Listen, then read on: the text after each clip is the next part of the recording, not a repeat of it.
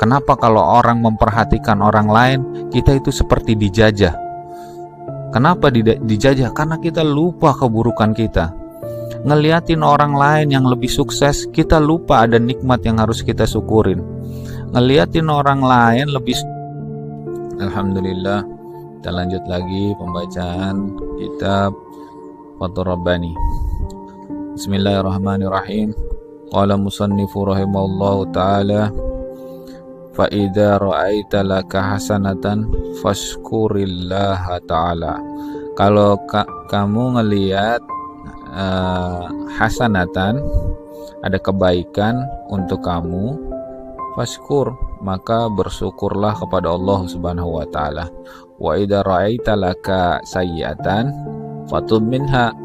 Kalau kamu ngelihat ada keburukan buat kamu, fatub, maka segeralah bertobat dari keburukan tersebut.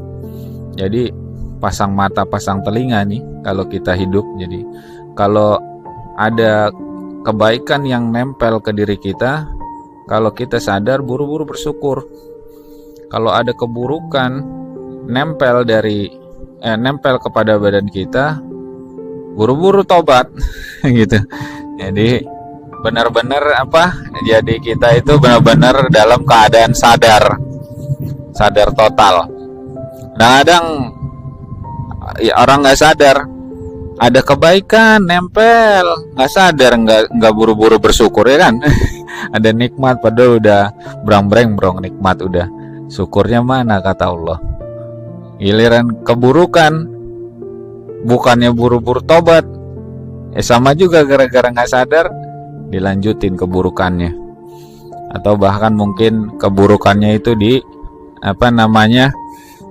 disesalin, kecewa tuh. Enggak, kalau keburukan nempel itu bukannya nyesel, bukannya kecewa, tobat. Ya, pasti ada dosa yang telah kita kerjakan. Gitu. Walaqad ahlakna bidunubikum, kata Allah. Kami bikin susah hidup kamu itu gara-gara dunubikum, gara-gara dosa. Gitu. Kalau kita lagi kesusahan, buru-buru tobat. Pasti ada dosa itu. Gitu. Ingat-ingat, sadar apa nih dulu saya pernah melakukan apa, dampaknya baru sekarang. Ini taliknya. Jadi kalam Tuan Syekh di sini agar manusia memperhatikan dirinya, memperhatikan diri kita sendiri. Jangan pintar memperhatikan orang, memperhatikan diri sendiri kita lupa begitu. Jadi sebaik-baiknya orang itu pintar memperhatikan diri kita sendiri, karena yang akan baik diri kita, bukan diri orang. Kita memperhatikan diri orang, yang baik diri orang. Diri kita nggak kita perhatiin, nggak baik-baik. Gitu. Jadi biar kita baik, perhatikan diri kita. Bukan berarti nggak merhatiin orang. Cuman ntarlah nomor 2. Orang di keluarga aja kan, ku anfusakum, jaga diri kalian. Wa ahlikum, baru keluarga gitu. Kalau merhatiin orang kan kelewatnya jauh. Diri kelewat, keluarga kelewat, orang lain. Jadi diri, keluarga, baru orang lain kita perhatikan gitu.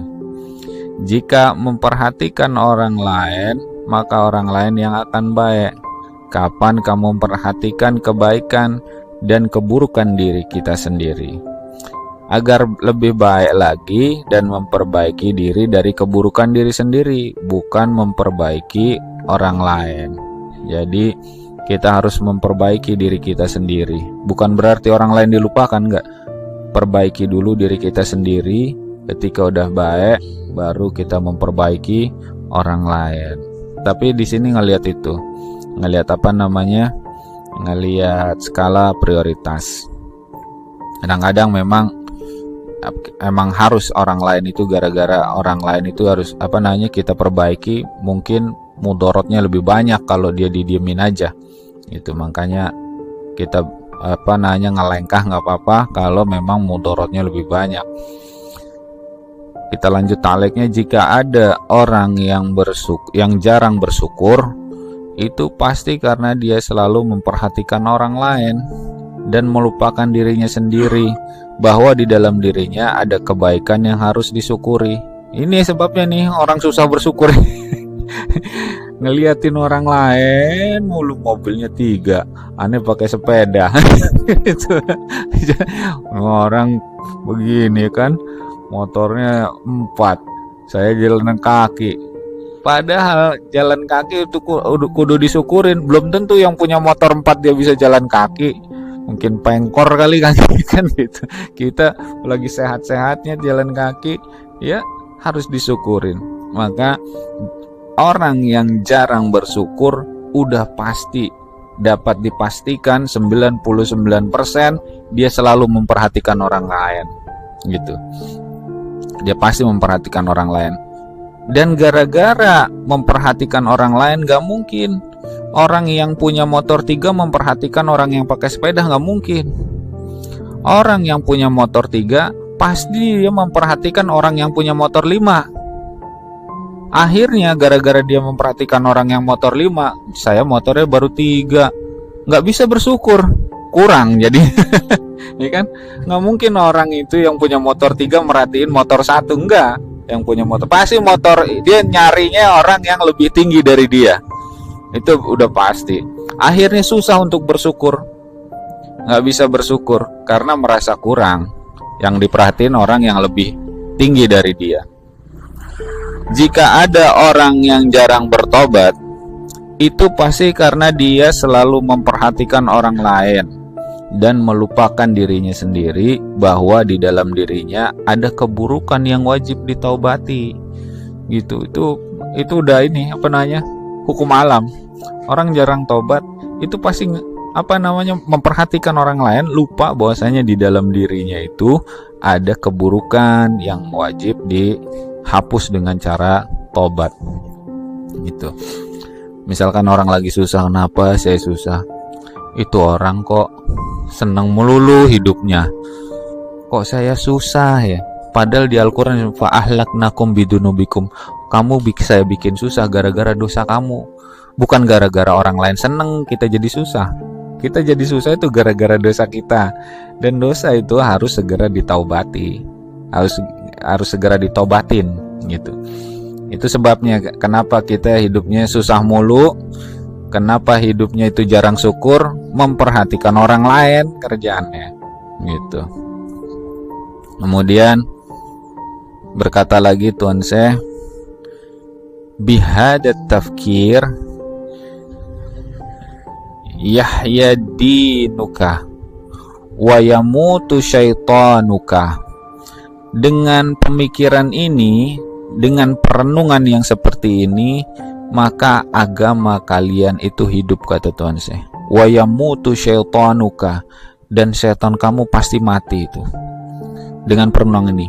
Walihada qila, dan karena itu dikatakan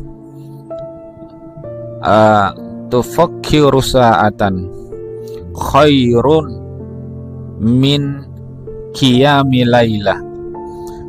Berpikir, tafakkuru sa'atan, berpikir saatan 1 jam itu lebih baik daripada ibadah semalam suntuk, daripada sholat semalam suntuk. Jadi perenungan yang model kayak gini yang tadi disebutin di atas, itu yang bikin agama kita itu hidup. Perenungan yang kayak di atas tadi, perenungan terhadap diri sendiri, itu yang bikin setan-setan kita di dalam diri itu mati. Kenapa kayak begitu? Di sini disebutkan takleknya. Jadi memikirkan kebaikan diri yang harus disyukuri dan memikirkan keburukan diri yang harus ditaubati adalah kemerdekaan mental kita. Karena telah pergi keburukan diri dan akan datang segala kebaikan diri. Kalau kita memperhatikan diri kita, itu sama dengan kemerdekaan. Kenapa kita bisa merdeka kalau kita memperhatikan diri? Karena nggak ada lagi yang nyangkut-nyangkut dari keburukan diri kita, kecuali kita berusaha untuk melepaskannya. Artinya kita merdeka itu di situ. Kenapa kalau orang memperhatikan orang lain, kita itu seperti dijajah? Kenapa dijajah? Karena kita lupa keburukan kita. Ngeliatin orang lain yang lebih sukses, kita lupa ada nikmat yang harus kita syukurin. Ngeliatin orang lain lebih